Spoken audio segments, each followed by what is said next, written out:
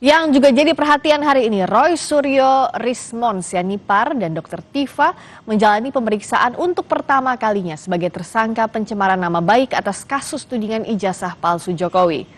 Kuasa hukum Roy Suryo CS, Ahmad Khozinuddin, menyebut bukti yang dimiliki oleh Polda Metro Jaya dianggap tidak memiliki relevansi dengan apa yang dituduhkan. Ia yakin ketiga kliennya tidak terbukti mencemarkan nama baik Jokowi. Roy Suryo CS dijerat dengan pasal 310 dan 311 KUHP terkait pencemaran nama baik dan fitnah terhadap Presiden ke-7 Joko Widodo. Panggilan dari Polda Metro Jaya yang telah secara sepihak dan zalim menetapkan klien kami sebagai tersangka dengan bukti-bukti walaupun banyak tidak memiliki relevansi dengan apa yang dituduhkan dan tidak pernah diketahui secara pasti apakah bukti itu bisa menguatkan tuduhan ada pencemaran, tuduhan ada menyerang kehormatan yang dilaporkan oleh saudara Joko Widodo. Walaupun ada 700 bukti, ada 130 saksi dan 22 ahli, itu semuanya versi penyidik. Kalau tidak ada relevansinya maka tidak bernilai. Roy Suryo CS membawa bukti dalam pemeriksaan perdana sebagai tersangka kasus tudingan ijazah palsu Jokowi di Polda Metro Jaya. Bukti ini akan diadu dengan bukti yang dimiliki penyidik Polda Metro Jaya terkait pasal yang dijeratnya. Sebelum diperiksa, Roy Suryo yang sudah berstatus sebagai tersangka pencemaran nama baik malah terus menyinggung dugaan ijazah palsu milik Wapres Gibran.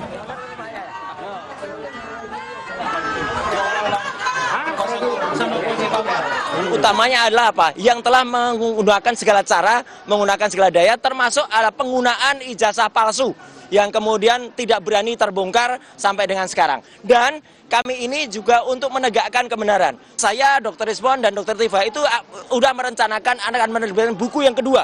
Buku yang kedua judulnya ada Gibran Black Paper. Dan itu terbukti dengan saya pulang minggu yang lalu dari Sydney dan membuktikan bahwa Gibran memang tidak punya ijazah SMA. Ya, SMA-nya tidak hanya SMA luar negeri, tapi bahkan kalau diserahkan dalam negeri. Dan ini yang semakin buat panik dan kemudian justru ini adalah langkah kita untuk semakin menegakkan kebenaran.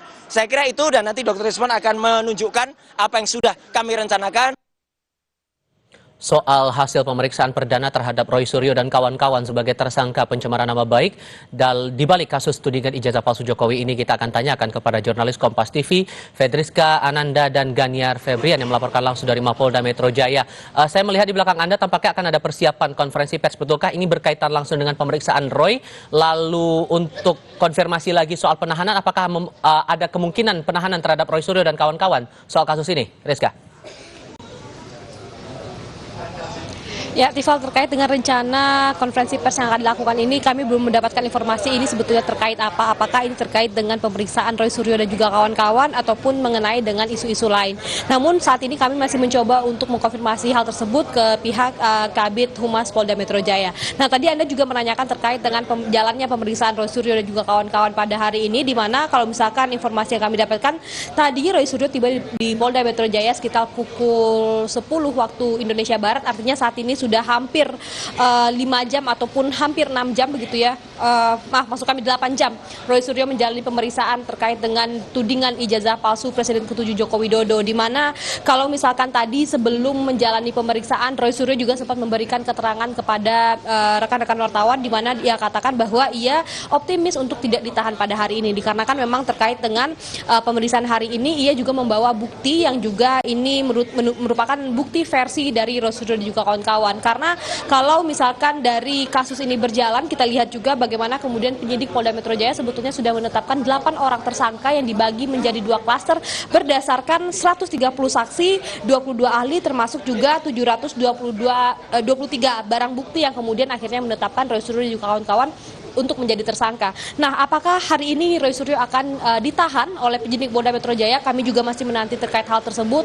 Namun kalau misalkan kemarin kita juga ketahui bahwa dari salah seorang pelapor terkait dengan tudingan ijazah palsu Presiden Jokowi, yakni Ade Darmawan, yang mengatakan bahwa ia memohon kepada Polda Metro Jaya untuk segera melakukan penahanan terhadap Roy Suryo. Namun hal ini tidak bisa serta-merta dilakukan karena ini mengacu pada pasal 19 ayat 2 KUHP yang mengatakan bahwa penangkapan ataupun penahanan paksa ini dapat dilakukan apabila yang tersebut mangkir 2 kali. Jadi artinya pada hari ini Roy Suryo dapat kooperatif.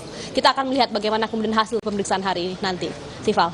Tapi sesungguhnya di awal mungkin saat Anda berbincang mungkin dengan penasihat hukum Roy Suryo dan kawan-kawan, sesiap apa kalau membaca potensi ada penahanan itu, dan adakah peluang dari tim Roy Suryo Charis ini melakukan pra-peradilan? Ya, terkait dengan pra-peradilan sebetulnya ini merupakan hak dari tersangka begitu ya. Namun kami juga belum mendapatkan informasi pasti apakah nanti pihak dari Roy Suryo ini akan melakukan pra-peradilan atau tidak. Karena tadi juga disampaikan sebelum menjalani pemeriksaan pihak Roy Suryo ini optimis begitu terkait dengan pemeriksaan pada hari ini tidak akan berakhir dengan penahanan. Karena tadi saya sempat sebut bahwa memang dari pihak Roy Suryo ini kooperatif. Jadi artinya memang penahanan dapat dilakukan, ini merupakan kebijakan dari penyidik tersendiri. Apakah tersangka ini diduga dapat menghilangkan barang bukti ataupun bagaimana, sehingga memang perlu dilakukan penahanan. Namun jika memang tersangka ini dinilai kooperatif dan juga memenuhi panggilan polisi seperti yang dilakukan oleh Roy Suryo pada hari ini, mungkin tampaknya tidak perlu dilakukan penahanan. Jadi terkait dengan penahanan sebetulnya ini adalah ranah dari penyidik, kebijakan dari penyidik, bagaimana kemudian pertimbangannya nanti kita juga akan lihat hari ini. Apakah hari ini Roy Suryo setelah ditetapkan sebagai tersangka dan mengalami menjalani pemeriksaan perdana, apakah akan langsung ditahan atau tidak, kita juga masih menanti. Tifal. Dari Mapolda Metro Jaya Jakarta Selatan, Fedriska Ananda dan Gahniar Febrian melaporkan. Terima kasih.